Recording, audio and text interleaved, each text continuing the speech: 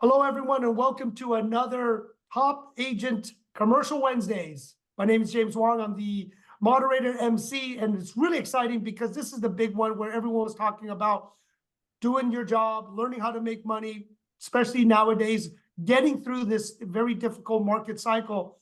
But one of the most important things, how I grew my business, is through these relationships, being part of nonprofits, joining organizations, and really plugging in, right? Because the topic is your network is your net worth, which we all know it's who's in your circle, who's in your sphere, who's in your group, who's in your tribe, to help you grow, to send referrals, to support you, especially nowadays. And it does help you grow your business. So with some of these leaders here from different trade organizations, we just want to share everyone's journey, how they plugged in, how they became an active member to the point where they really created their career. And a lot of things happened just because they joined these trade groups. So we're very excited to have Jamie here. Cliff, unfortunately, is sick, so we're praying for him. Had a bad flu for the last couple of days, couldn't make it. But I'll cover a little bit about SIOR and some other trade groups. We have Scott Cook, that's a CPM from IREM, Institute of Real Estate Management. So I'd love to just get started, Jamie, with you first. And I loved it because I remember when you were taking your class, all the good information, and now watching you kind of move through leadership and watching other leaders move up. But it's just really the passion that you have for this organization with CCIM that you really embraced it. And I know you love the commercial real estate industry.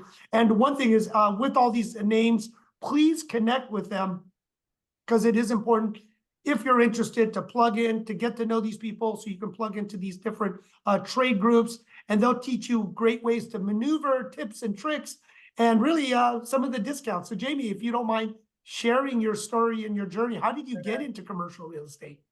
So, hi everyone. I was actually an accounting finance major at NYU, and that was my track. I was an auditor as a very young person, and that was my background. So I really had no idea that I was going to end up in commercial real estate, but all of that experience actually helps me in the day-to-day of what I do now. So over 20 years ago in 2004, I had a major car accident, and I couldn't perform my VP of finance job. And someone was like, oh, to get a flexible schedule, you should go into real estate. And I said, how do you make money doing that? That's how out of touch I was. And so I got my license and just got started. And I started off at CB Richard Ellis, and I was there for a couple of years. Then I went to Cushman & Wakefield. And then I think around just after the market tanked in 2008, I pivoted and I launched my own brand. And I've been helping tenants, mostly tenant rep, most of my career. Started off in industrial, doing office. And then during COVID, I was doing wholesale retail showrooms in the fashion district. And in recent years, I've been focused on land deals, high density residential land, also helping developers behind the scenes, contacting sellers and bringing the deal to fruition. And so somewhat of a generalist, but I tend to go deep with my clients' needs. And I think that's what sets me apart. I just care a lot, and I want to make sure everyone is in a better position than when I first met them. So that's really my value add, either to maximize their position or to provide cost reduction services and strategies. So it's been a journey. Jamie, thank you. Scott, you and I have known each other for a while, and what got you into property management, asset management? Not always the sexiest thing, but it's, especially now, so important, right? It's always important, the property management. Yeah, exactly. Morning, everyone. So I started doing a little bit of land development. My father was into a little bit of that. So when you're working with your family and that, you do the bare bones, go out and mow the grass kind of thing, and then went in the Army. After the Army, graduated from college, and then went right into property management. Worked at a property management company, driving around in my car, leasing up condos and homes and apartments all over the county. I graduated up from that, went to another company, started doing some commercial management, then started developing management skills into higher product types, office, retail, industrial, larger properties, higher assets, higher net worth clients with multiple assets. And then I know we'll segue into this, and then join groups like IREM, which, you know, really helped launch my career with education and things like that. And then, you know, after so many years, started my own property management company. After so many years, wanted to add brokerage, so I joined up with a partner, and then we purchased and grew a commercial brokerage in San Diego, and grew that, and then operated both of those, and here I am today. Thanks, Scott. I will talk for Cliff a little bit about SIOR, because we all say there's these big groups, right? The CCIM, IREM, SIORs. These are some of the biggest trade groups. There's obviously ICSC, and it's more of a group that it was for a lot of the realtors and not realtors, but the retail part of commercial real estate. So a lot of that is these kind of the four big trade groups: CCIM, SIOR, ICSC, right? That and IREM, that everyone kind of joins and gets a part of. But so SIOR is a Society of Industrial Office Realtors, and yes, they had realtors in it because they do go old school, really far back, and really excited. So if you're in certain product types, like with CCIM, which is more generalist but education, teaching you really how to run numbers, and many people, not just real estate agents, are in it. You see a lot of accountants, you see a lot of property managers, a lot of people actually start in CCIM before they kind of get their CPM or SIOR, and you do see a lot of people that join these groups have multiple, or CRE, counselors of real estate is as a part of it. So it is very important to be part of these groups, but let's kind of go in deeper of not just how you joined or why you joined, but as you kind of moved up, as Scott, we were talking behind, how you took leadership. And I know, being an ARIA national president, started cleaning, right? Started doing whatever, just joining a committee, volunteering, whatever you can do, and then moving. And it does take, for me to be ARIA president before, about 10 years, a decade of service and volunteering before I did get voted in and moving up the ranks. So Jamie, I'll start with you. How you kind of got started to say, wow, I love CCIM, I want to be involved, to have you volunteer your time. Well, at the point that I think in 2022, I was having dinner with a good friend, Kathy Constanzo, and she was telling me her dad was CCIM and she was pursuing that. And I said, what's that? And she basically said it's like getting a PhD in commercial real estate. It's demystifying different types of investments. A lot of brokers or people in CRE, they focus on their own product type and they only know that and they go deep. But CCIM really opens your eyes very wide and deep on how to look at an investment and what is best for your client.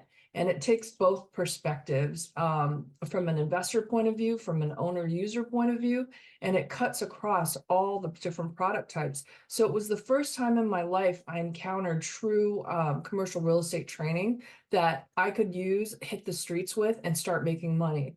A lot of the classes, you know, it's like after 2 days, the instructor is giving you ideas on how they turn the ideas into money, how they gained new clients with different concepts. And it's just so amazing, the level of experience and how open people are to share that, and how you can connect with someone and they can become your resource within the CCIM network. So I just felt like I felt like it was like finding my tribe. It was like all the people I wanted to know earlier on in my career, where there's a lot of like gatekeeping and people hold the information close to their chest. They're not very open and sharing.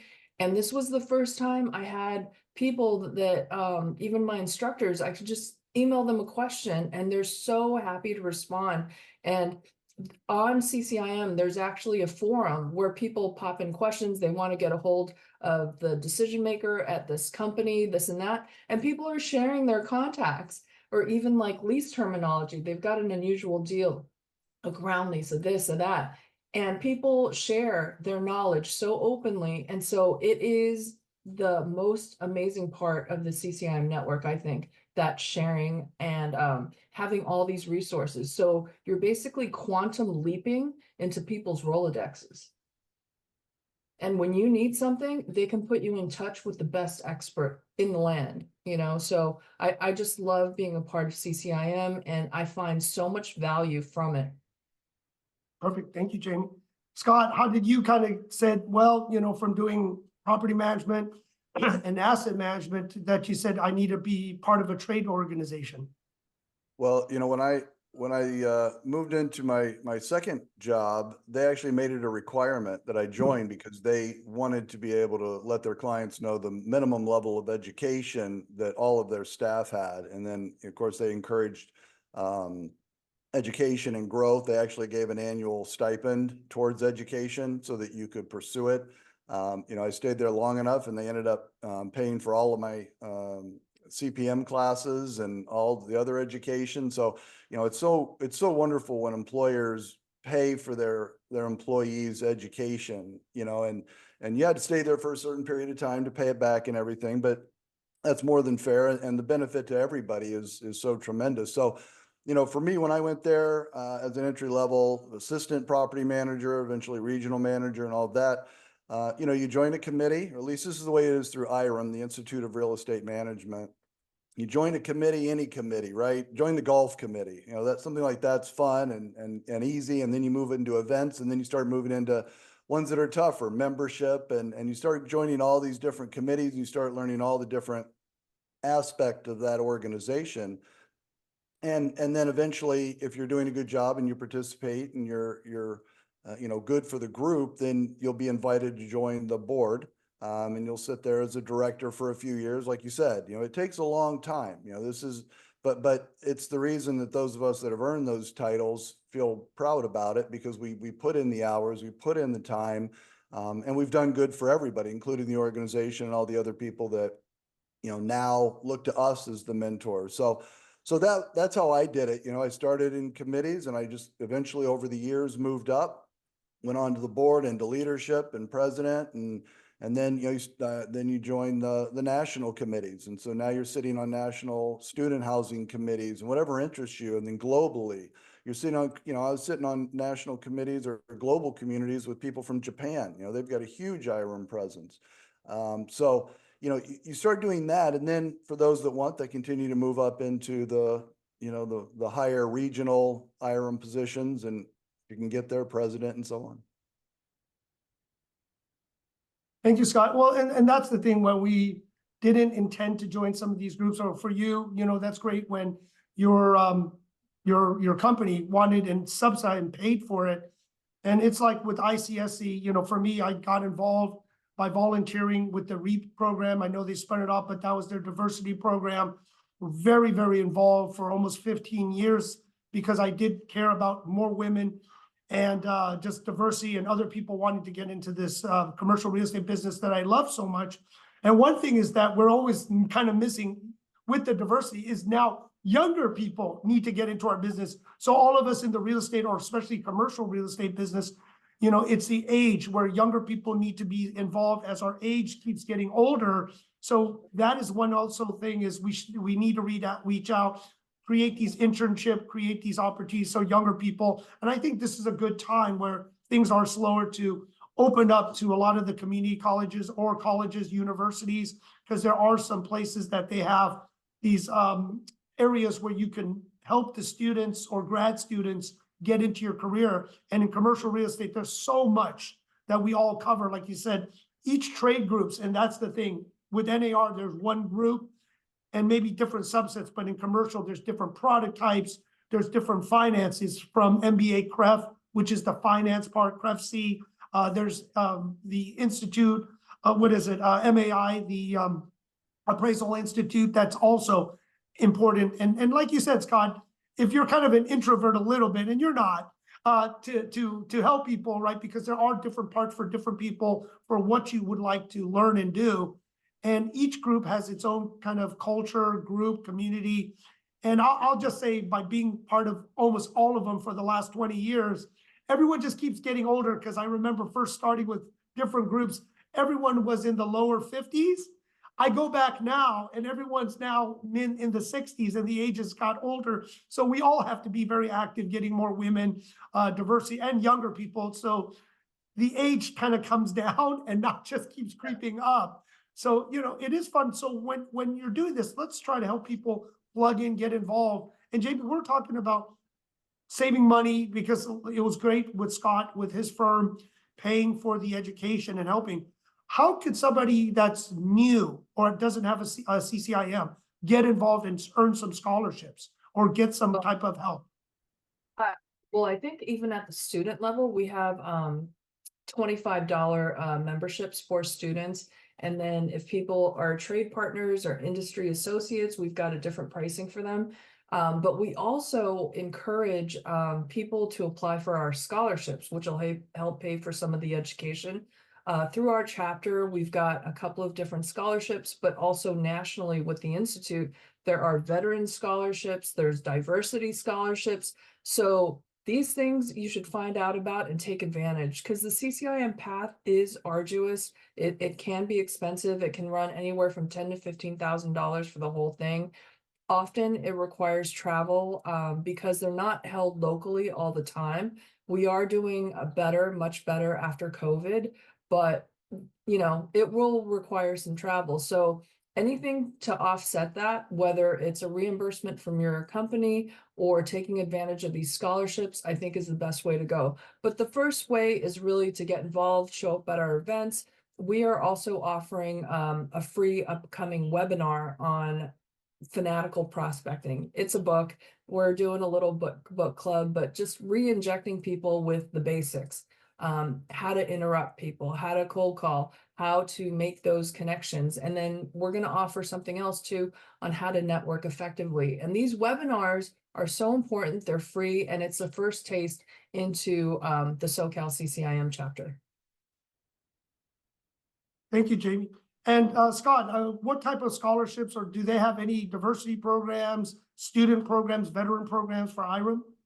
Yeah, very much the same. I would echo everything Jamie said. I mean, that same thing. I mean, go to your chapter, go to your local chapter. They're everywhere, and it's amazing actually how few people apply for the scholarships. I remember sitting there, and you'd be around the table, and you'd collect all the scholarships, and there'd literally be 2 or 3 people that have applied, which is amazing because there's not plenty of money, but there's money to go around to help pay for some of these courses. So it's simply, people just need to go and find out and do a little bit of work. But in San Diego, for instance, just look up the San Diego IREM chapter and it's all going to be there. I mean, everything is online now. It's not like the old days, for us older people, you had to go dig it up and find, everything's out there. So it takes a minimal amount of effort really to find those, and really they keep making the applications easier and easier. Those of us in leadership look at those in the things. middle of a Like, Zoom meeting. I just went off camera to see who's calling, so I can't really talk right now.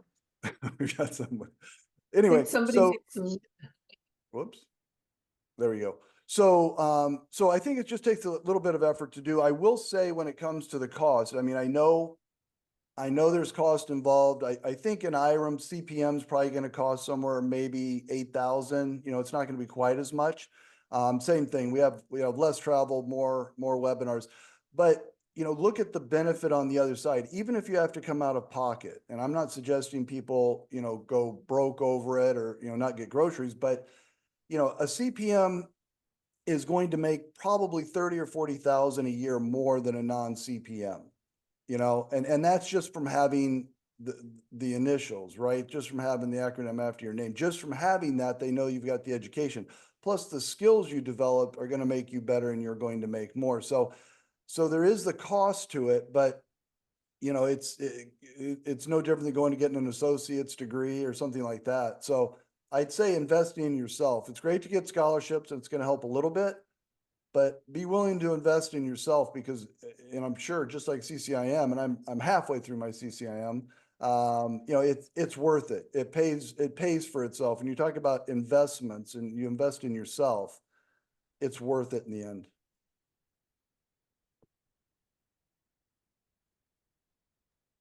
Scott, thank you. And I put some of the trade organization, and the great thing is once you earn one of them, you could actually challenge and use, especially CCIM, because there's different relationships. And Jamie, kind of go on, because we know once you start with CCIM, or many people have a CCIM, SIOR, CRE, different combinations. Can you kind of tell me, you know, with some of your mentors and other people within CCIM that starts with it, and how do you build a network and start branching out, you know, not just in one trade group, but many? Well, CCIM is a great designation to have because you can fast track for other designations. Like I'm in the process of getting my CPM as well, because one of my instructors, she said, it just helps you understand leases better and write better leases on behalf of your clients. And I'm also pursuing a land designation, the ALC designation. I'm able to fast track on that. So overall, in the whole scheme of things, it does help you save money. And I would say using the CCIM network, it just opens doors. You know, I have an interest to back in December to start a development company. My love for land was growing, and I started talking to people, and the way CCIM's network is they're like, oh, so what do you do? And then they go, what are you working on these days? And then they follow up with, well, who are you trying to meet? Once they hear that, they're like, oh, you need to talk to this person. And they give you a warm introduction. And it's someone you would have never crossed paths with, but they have so much wisdom and knowledge for you. So I just feel like the CCIMs, we network so genuinely. And it's so different than shoving a business card in somebody's hand at a networking event and you don't know a thing about them. They want to get to know you first, what your focus is, and how can they leverage their network to help you, to advance you, because they know if they do that, you're going to remember them and it just all comes back. So I have been so helped since December. I mean, we're not even at the 6-month stage. My development company, I have people gathering to me, a master builder, a seasoned asset manager, and also finance people that are sharing their wisdom and knowledge that's going to make my development trajectory a lot easier and more successful. And so I just feel like if I no way I would have been exposed to these people. And many of these people I met through the chapter, through events, and then sometimes they are part of somebody else's network, you know, so it's just so amazing what these designations can do for you.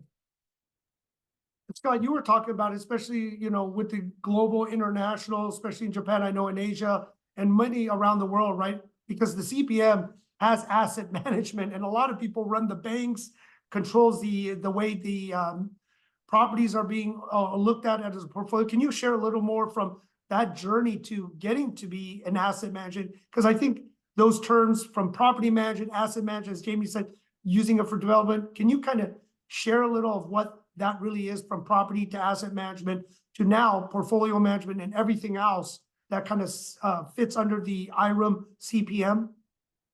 Yeah, absolutely. You know, we're very similar to CCIM. We're just on the asset management side. So again, I'd echo everything she's saying. You know, the networking and the power of being a part of the organization and the group, especially once you get the designation, people know you're serious. You know, they know you're really in this for a career, and they take the time to help you, just as I help people now. And I'm sure Jamie, and I know you do, you know, if I see somebody that says I'm a CPM candidate, or I just got my CPM, can you help me with this?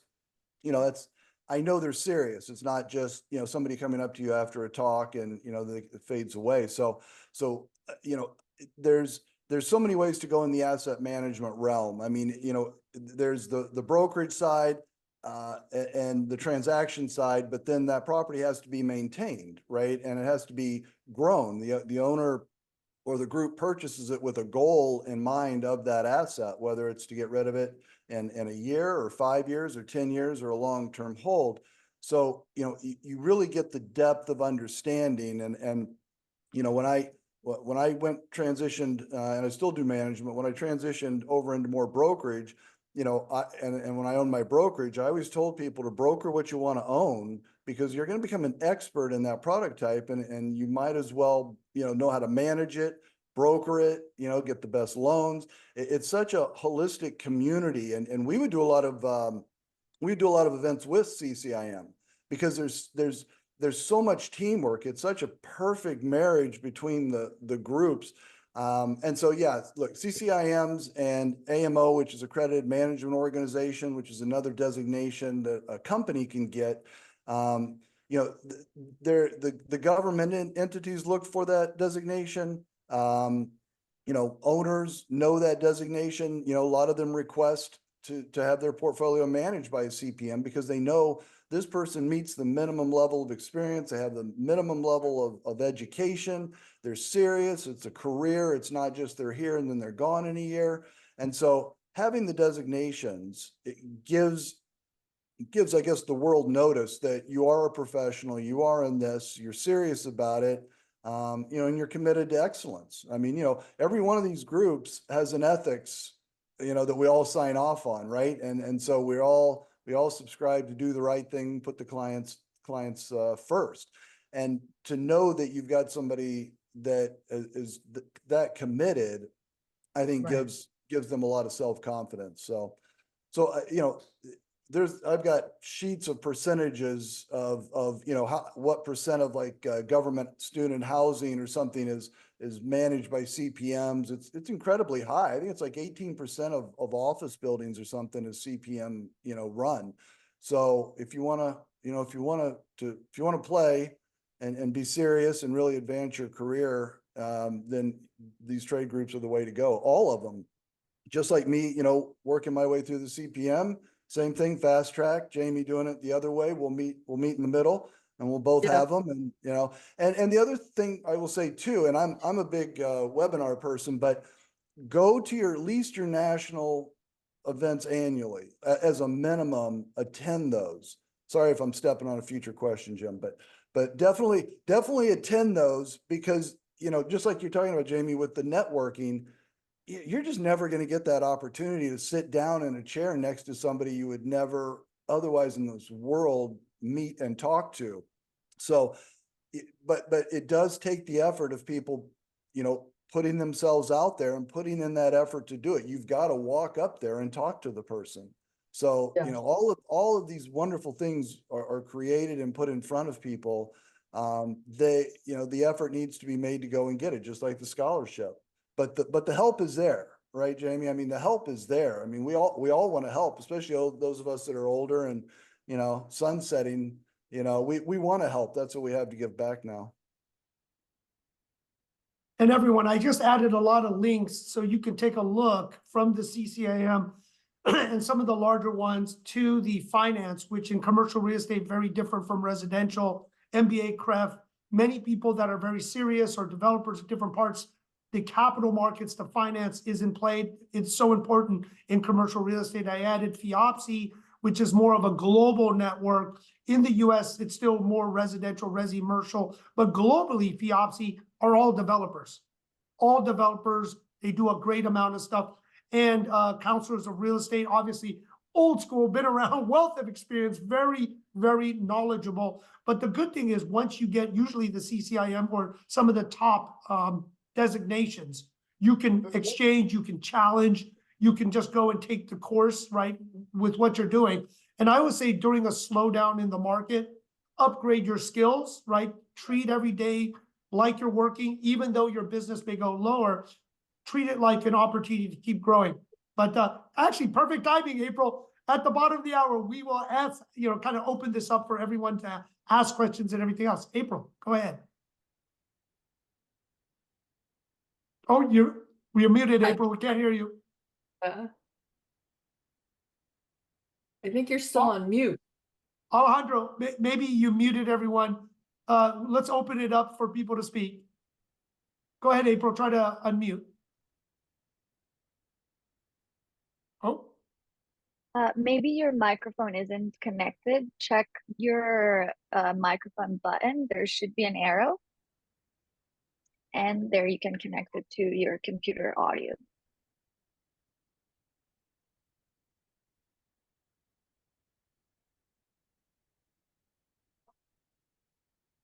I think while we're waiting for April, I'd like to chime in on what Scott said.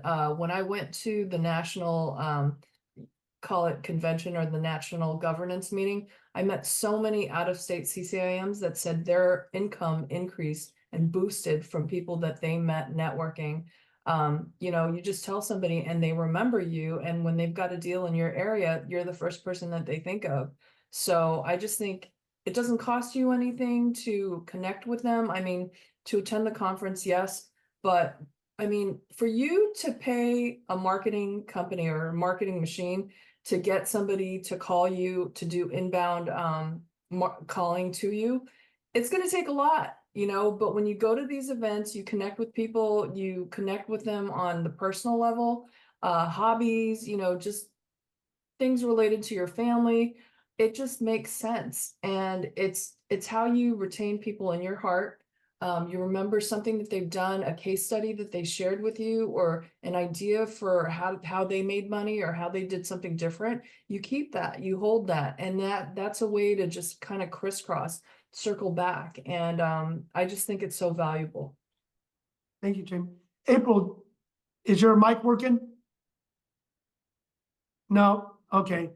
You know, and kind of going off that, Jamie, you know what it did help for me too? Everyone says, you know, everybody. Well, there's a reason why. You know, I still did the day job, which is doing your brokerage, doing your business. But many of these trade organizations, and it does take time. I remember when I took my CCIM, which I finally finished the course, I just have to take a test.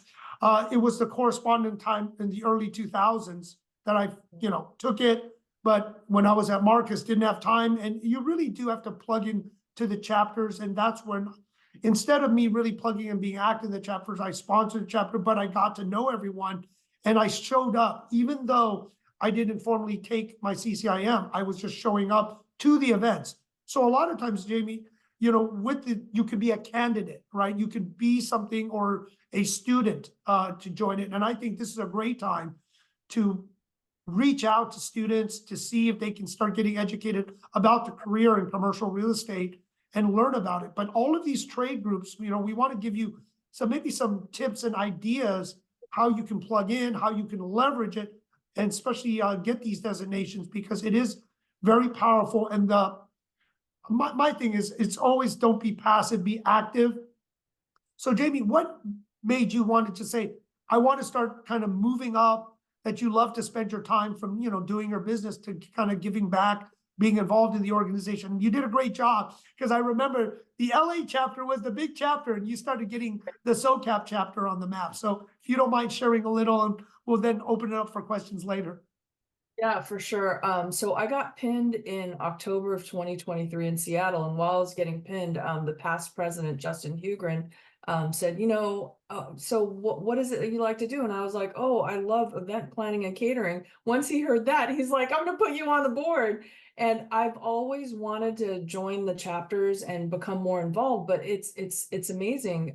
Usually the boards are comprised of like 12 to 20 people, and really 4 or 5 people are doing the bulk of the work. So these chapters are short-staffed. You know, they would appreciate someone that is proactive and start on a committee. Once that they started including me, started joining the Zooms, and I started proposing ideas and just adding my labor, passion, and excitement to the event. And so I started I wasn't even in charge or like a committee member, but I started working with sponsors. I think that is one of the greatest avenues to have really an industry leader in your pocket, and you can just call them with any questions, but you know, get to know them in a sincere way and make sure they're getting value for their sponsorship, which then led me to social media. So now I'm in charge of podcasts, kind of helping with webinars and event slideshows to kind of document what we do and what it is, and then to advertise the benefits of being a CCIM. So we're trying to get that message across too. And then also, because I love being of service to people, I love people having a great time at events. And so if someone says, hey, I'm new, I'm shy, I'm like, you know what? I'm going to put you with somebody and they're going to introduce you to the rest of our chapter. They're going to go around. And some sponsors, they're introverts. So I assign people, hey, take this person around and make sure, you know, they're getting the proper exposure. So there's many ways to get involved. You can get involved as an intern and just help out at events. You can add or join yourself to a committee. And then you can do a lot of things without the designation, but to become an executive board member, you do have to have the CCIM designation. But outside of that, you could be looking into becoming a candidate, or you can be a candidate. And then we have industry affiliates that are part of our chapter too. You know, they're escrow officers, they're property managers, without the CCIM designation, but they just want to network with seasoned professionals. And so I just, our doors are wide open, and it would just make so much sense to get involved in any way possible. Thank you, Jamie. We'll let Scott add it, and then we'll go to April. And Scott, being an introvert, what made you move up to leadership? You know, that's a big deal, right? For not wanting to do this, to actually become president of your chapter in San Diego, which was a big one. Yeah, you know, I think just like Jamie said, I think, you know, starting small, starting on the committees, you know, back when I did it, everything was in person. There was nothing Zoom. So everybody drove to the chapter and you sat around and, you know, in your committees and went over you know, it teaches you so many skills, right? When you sit on a committee, you start to learn Robert's rules. You know, I mean, the simple things that you've got to be able to do to be effective as a leader, you know, you're not just learning what that organization does. You're really growing as a professional in so many ways, you know. I mean, you know, shoot, I was a surfer guy coming out of college. And so, you know, how to sit down at a business dinner and watch people, right? I mean, the simple things that, you know, people have to learn. How do you act? You start watching the people do things and you act like them, you dress better, you know, you just learn in every way to become a professional. And you start, you know, like I had Renee Savage, who was my mentor, and you start to watch your mentors and you start to learn what it's like to be that, right? And she's a CCIM, she's past president of everything, and so you just learn a lot. So as far as the committees, you know, join a committee. If you're introverted, do whatever you want to do. You know, I mean, for me, the biggest part was, you know, I really didn't want to become president because I didn't want to have to get up and speak in front of everybody every month. But we worked it out, and you know, I mean, there's always a way to make it work, and you do what you have to. And I'm glad I did. Like everybody should participate. And I will say, on top of what Jamie said, is, you know, really, you know, support those industry partners or sponsors, whatever, you know, whatever you call them, because you know, they keep those chapters afloat. The memberships kind of keep the lights on, but there's no profit, you know, in that. Any benefit and extra events and things you can do are really come from the sponsors. Everybody knows that you go to these events. I mean, that's why the banners are up, right? That's why they're there, is because they're paying to sponsor and keep that event afloat. And they're also the companies that are serious about being serious. You know, I mean, you know, for us, you know, if there's a roofing company and they pay X amount of dollars to be an industry partner, they're serious, right? They want to meet you, they want to help you, and they know you're serious. And so you're really bringing together two serious parties that can do a lot in business and are willing to help each other because you're both part of the same trade organization, just from different angles. And Scott, I love that you and Jamie both said that, you know, the different partnerships, it's not always someone in the organization with CCIMs, it's the candidates, but a lot of the affiliates or sponsors, you meet a big circle in your network. I mean, it is pretty large, especially when you do take leadership, you interact with them all the time. If you're a membership chair, sponsorship chair, event chair, like you are, Jamie, right? Putting it all together. And Scott, I love that you said too, you know, taking Toastmasters. No one really loves getting in front of people or even the virtual, but it is a good skill set for the presentation skill for everyone. So like Toastmasters, even though it's not real estate related, it's just leadership related. And they do have one of the best leadership programs, from public speaking to actually organization as you move up. But all these groups actually will teach you networking, getting referrals, but really increasing your leadership skills. So April, now that your mic's working. Yes, thank you all. And I was going to ask Jamie a question, but I was thinking initially that she was speaking from on the national level of CCIM. That's why I was going to ask the question, but I want to speak into the importance of being a volunteer. So here in the Georgia area, I am the co-chair of our education committee, and it started off with just me volunteering. As a result of that, attending one event, I had the chair of the DeKalb County Realtor commercial counsel reach out to me. So I actually met her yesterday. I had an opportunity to speak during one of their Zoom sessions. They wanted me to share information to the resi-commercial agents about the certificate program that CCIM now has. And so my question was going to be to Jamie, although I did share the information, do we actually have handouts with that information that I can share with the DeKalb County Realtor Board? But as I was listening to you all speak, it sounds like, Jamie, um, you're over a local board chapter and not on the national level. Am I Yeah. getting that correct? Okay.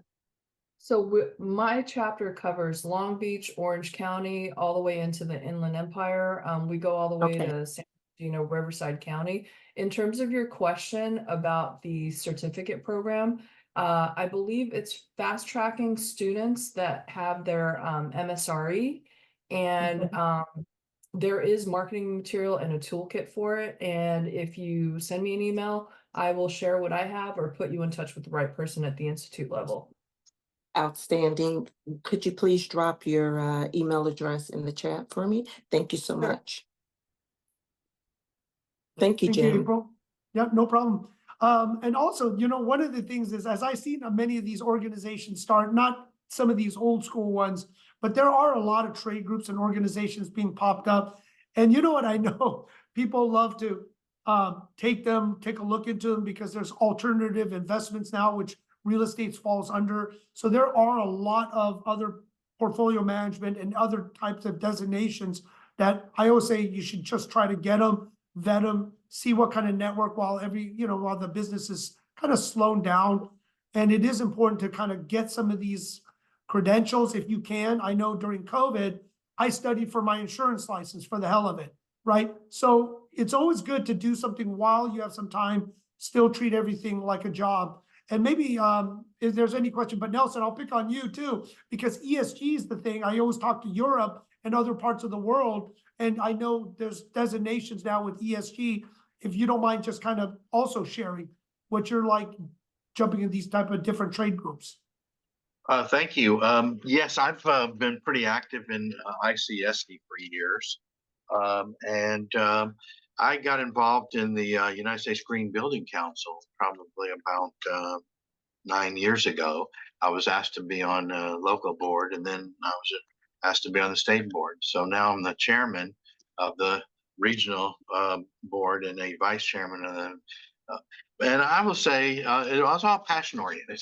I just felt good serving in the communication of an organization that needs to be connected with the commercial real estate industry. There are a bunch of people that are architects, engineers, industry, air conditioning suppliers, and those people that serve energy efficiency and water conservation things.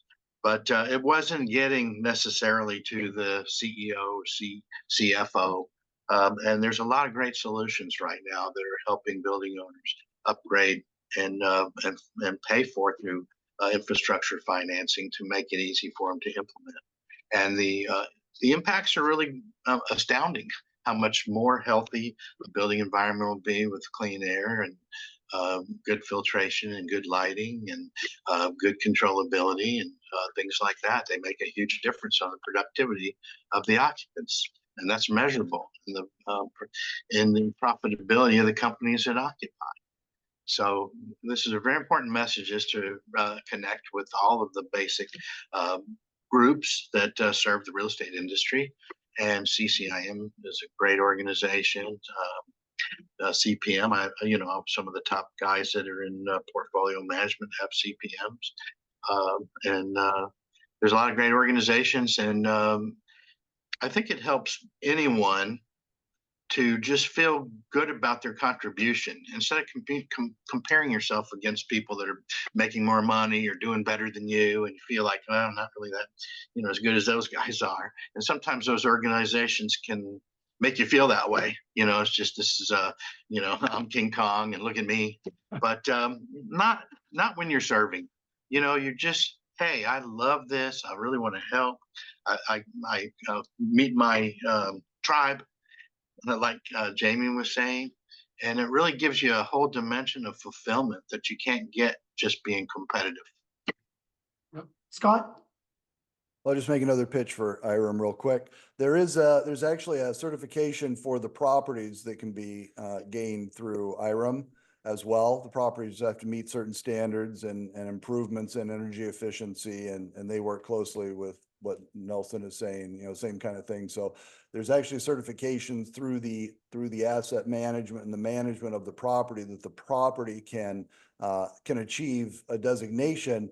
And back to what Jamie was saying, when you're doing tenant rep or any kind of thing, people want to be a part of the solution. And, when your tenants want to be in those buildings and they want to be able to say, I'm in a building that is certified sustainability or whatever it would be. So anyway, just a shameful side plug for IRM on that one. Well, that's what we want, Scott. Put your information too, because a lot of CPMs is added, like what Jamie's doing, CCIM, CPM, everyone has different groups, right, that they add on, and these networks, because it does cross as everyone starts their own firm. They start with their product type business, but usually they go, geez, I'm syndicating, I'm putting deals together. And then they're like, man, I'm managing deals, I'm doing this. So a lot of times you grow in so many dimensions, but you can't do it yourself. You plug into these groups. And Nelson, please put your information too, because I was talking to Europe and some people that used to work for BMW, and they're going into ESG, which in Europe, it's big, and it's coming to America, and it's already coming to New York City, where they're forcing everyone to make these adaptives and changes. So it is coming, right? Whether we like it, don't like it, the green bonds, all these things. So a lot of times where you hear globally, you can see what's kind of moving towards the US, as many other parts of the country and world are actually adopting, these changes, these new initiatives. So being part of these organizations, you do hear what's changing, especially in the finance with us, MBA Cref. I'll tell you, everything runs by money, right? And if the money people wants it, it usually happens. And that's why the green bonds and other things that are happening. So I want to open it up to anyone else to ask any other questions, how to get involved, what's their experience, any other questions? Jim, I think one thing I would like to add also about finding mentors. I've been in the real estate business for 20 plus years, and it was hard to find someone that cared, that really was an open book. But through the CCIM chapter, I did find my mentor, and the mentor actually is an expert at land and has development experience. So it's perfect for me for right now. But I think one of the things that you mentioned at the boot camp is don't find someone that's 15, 20 years ahead of you. Go for someone that's 3 to 4 years ahead. Who do you want to be in 3 to 4 years? I thought that was so key. Something that's manageable, something that's doable, and reach out to those people. You'd be surprised if you just reach out and say, hey, I'd like to know more about what you do. Do you have time for coffee? People are so willing. Do you have time for lunch? I'd like to treat you to lunch. People will give you that time, will give you that ear. So I say, look for your mentors, better yourself, and just expand your network that way. Jamie, I'm glad you brought that up, because sometimes, as Nelson said, when you're talking to somebody way out there, they sometimes forget what it was to be in the bullpen making cold calls, and to being a senior, right? For now, you're consistently making 250, right? And when I was at Marcus, we always wanted to talk to the big ones, top 10 brokers in our office or the nation, right? They were huge, but they were very out of touch. They had a whole team. It was talking to the brokers that just made it out of the bullpen, moved into the office, doing about 250 plus a year, to see what did they take to do it. But Jamie, that's great, to bring that up again, so you don't feel, wow, talking to somebody that's in charge of their company, maybe such a far reach, or 20 years you need to be in the business, rather than what's the next 3 to 5 years that looks like, and finding that right mentor. And Scott, you were very fortunate with Renee. I mean, she, like you said, she has every credential, well loved and very known in the industry. So how were you fortunate enough to get Renee as a mentor? I just got lucky. Honestly, I got lucky. She hired me, and I got to be with her. I don't even think she had her CPM when I first started working with her. And then I followed the same path, you know, she joined committees, became president of this regional, then she's, you know, president of IRM. I don't know if she was national president of CCIM. Nat? Yeah, Oh, yeah. I'm not sure, but she's got that. And so, you know, look, I just got lucky and, you know, but I've met so many other people too that you know, have helped me along the way. And so the other part about joining these organizations is it'll force you to stay involved. You know, I mean, we talk about, you know, helping people, and I can't tell you how many people that have reached out to me and then I'm willing to help them and they just kind of fade away, right? Everybody chases the next shiny thing. And so these organizations will help force you to stay on track. I mean, when you join a committee, you know, even though, you know, one or two really does it, you know, it still forces you to be on the meeting and stay involved. And so it's good from that aspect as well for people that tend to drift, because that happens. You know, and there's other ones, because I know we're always talking about true commercial, and we know some people on the call may not, you know, want to be true commercial, doing commercial all the time, but it is great groups for a network. But also with NAR Commercial is a great group. Many of us like C5 is C5 with CCIM now. So it is kind of ways that people can take a baby step being part of NAR Commercial. You know, if you're a realtor, getting involved. I always want to make a pitch, being on, not disappearing and always volunteering on the RPR board, where if you are a realtor, RPR does have a great technology group. If you don't want to pay for CoStar or Moody's or all these commercial packages, with your membership, you can plug into commercial tools and really get some information that you need instead of paying this. But if you don't have that, you can always plug into these large trade groups or reach out to Jamie or Scott, Nelson, anyone else, because we do have a lot of people that are part of all these trade groups to really plug in, especially when it comes product type specific. It does depend on product type, region, dollar amount, specifics, right? As you drill in, especially if you want to be a professional of whatever you're trying to accomplish. So it is important to network and tie into the experts. So I'll give Jamie and Scott one last advice, you know, from everything you've learned up to this point, for anyone that wants to be involved in real estate or anything else, just any advice that you have.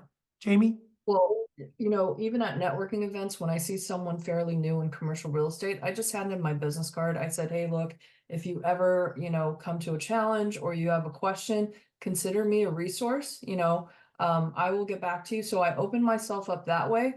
But that person also is a point of contact for me for other things, you know, and we just don't know. So just because someone's new, they still have a network as well.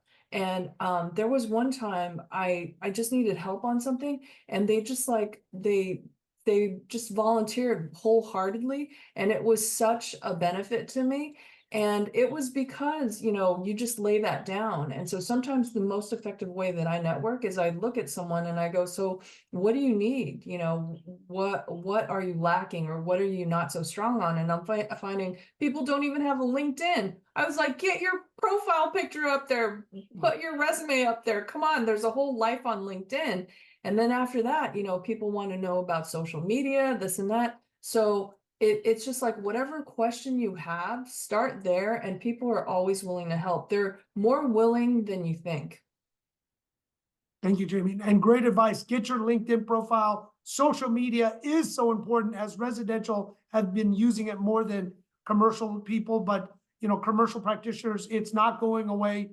Use it. And I've always told people it builds your brand, and your brand's portable. And let's say your industry may change because you have this large network community you built on LinkedIn.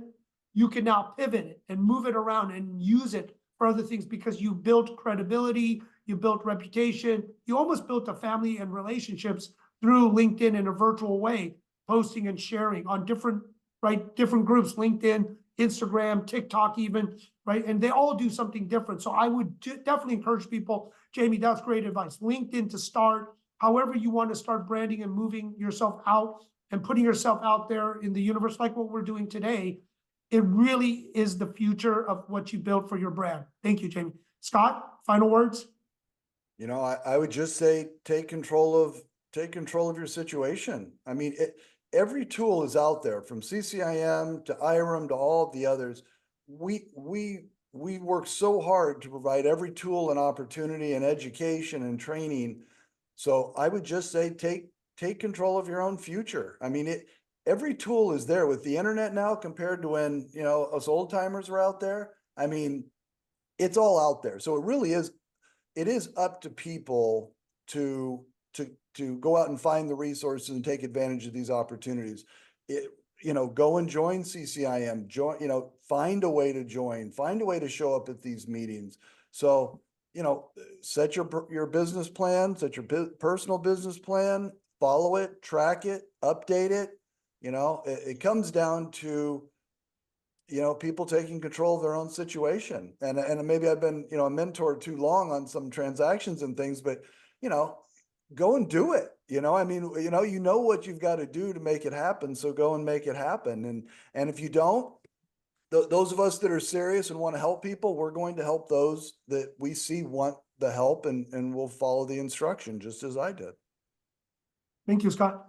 Jamie, Scott, thank you so much for participating on Top Agent Nation Commercial Wednesdays. And still, please subscribe so you can get more information, find out more about what we're going to offer in commercial real estate, back office kind of tours, the video you'll have access to, but other information from our speakers and, you know, updates and everything else that we can add, anything commercial related. Nelson, put your information too. I think you did. But as we do more and more of these different groups, it is great to network in. And that's how I got to meet Scott, Jamie, and so many others. And Jamie, because of that networking, I got to talk to Mike Hieronymus and other people. So it does start with there, right? Just by being involved. So yes, definitely connect with Jamie on LinkedIn. And then also with Scott on LinkedIn, very important. And Nelson, I know you're in the world with everyone, but connect with each other. I think that's the power of starting just to build your network right now.